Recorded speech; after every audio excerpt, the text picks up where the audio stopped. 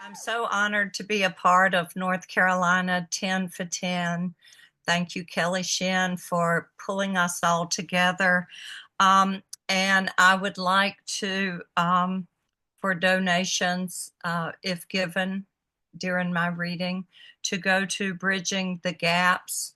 It's an organization, their primary focus is on identifying those people and communities most vulnerable in the aftermath of the storm. Right before Hurricane Helene, my husband and I were in an airport and we struck up a conversation with a lineman, and he and his crew were on their way to Florida. Little did we know how much they were a couple of days in North Carolina. And I was particularly taken with the conversation called The Lineman, that grew out of my own love of that old Jimmy Webb song, Wichita Lineman, that Glenn Campbell made so famous. And so I thought I would read a little bit from that short story, just in honor of all those who came out in the aftermath, offering service. The story opens with the first line: I am a lineman for the county. And then what you need to know about this character, his name is Ricky, is he is in the process of divorcing a wife who has gone back to school and majored in communications. So he has spent his whole career in communications, and now she has this degree, and they have absolutely nothing in common and no way to communicate. And so he's facing this divorce, and what he has at one end of his life is a teenage daughter he's trying desperately to stay in touch with and communicate with, and at the other end, a mother that he is losing to dementia.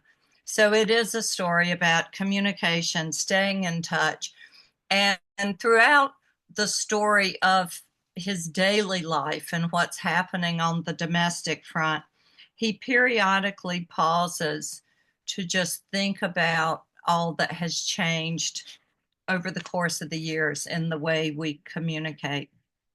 So I'll give you a little bit of that.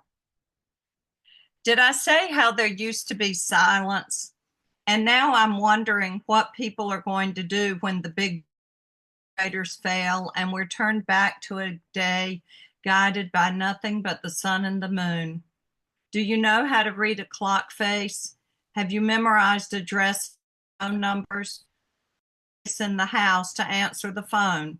That it was tethered there to the wall with cords and a plug that slid neatly into a jack that people like me came and installed.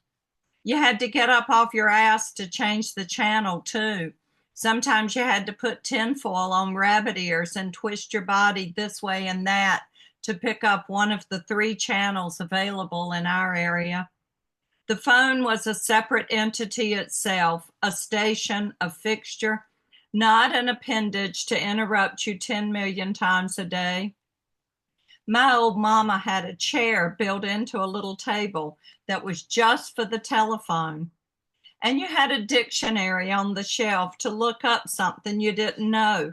People had things like World Book.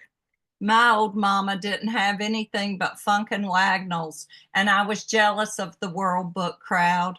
First thing I did as a married man with a baby coming was to go out and buy a set. And Pam, who had just started taking classes at the university, looked at me like I was a fool. Of course you got a good buy, she yelled. Amanda, who we just called the baby at the time, filling her abdomen. It's like buying dinosaur food. Where have you been, Ricky? That was when she still called me Ricky, which I'd been called my whole life.